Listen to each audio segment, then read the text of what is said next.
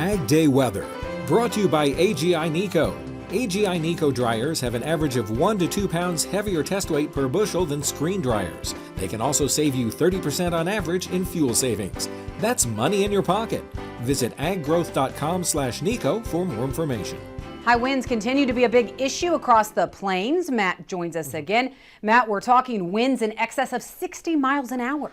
Yeah, and we talked about this yesterday, that right along the front where you're seeing these temperatures, the warm and the cold button up against each other, that's what we get. But that's typically what we see at the start of fall, more of an October type setup. As we move deeper into November and December, and then we get more uniform cold temperatures, and there's not a sharp contrast. But again, November, coming off of a very warm October for the United States, means November we've had a couple of low pressure systems resulting in some strong winds where that cold front you're seeing on the map here is continuing to move through. These are afternoon temperatures, so 50 in Chicago, the Windy City, 67 in Cincinnati, 55 in St. Louis.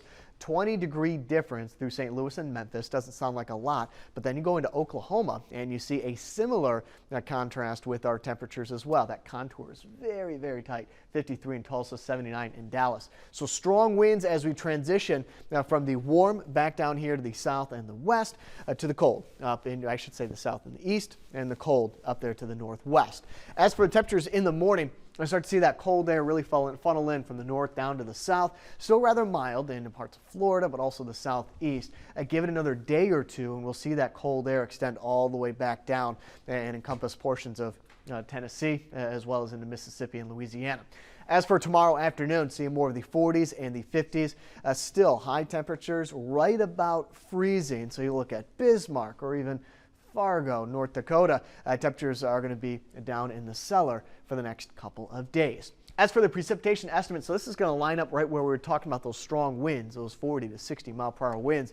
It's not much, and since we're going to be cooling things down through the 50s and the 40s, not much in the way of snowfall with this system through Chicago, also into Indiana, Michigan, and back down here to the south and the west. Let's look at the precipitation estimate going through Wednesday night. The warm air is going to last through Wednesday night, and then we'll start to see less and less of above average heat for the United States. Hanging on to it through Wednesday, there's your cold front right there. And then by Thursday, and start to get back to, if not below average. A ridge is going to try to build back out here to the west, but before our next system moves in, we're going to see the heat, the warm up before they cool down. Looks like Sunday and into Monday, that next low pressure system will start to move on through. Otherwise, above average temperatures, it looks like for about a third of the United States. Zuni Pueblo, New Mexico, mostly sunny, a cold morning, high 62, low 28. Brokaw, Wisconsin, mostly cloudy, a quick flurry or two, high at 39, low of 20. Let's head on over to New York, frosty morning, turning warm.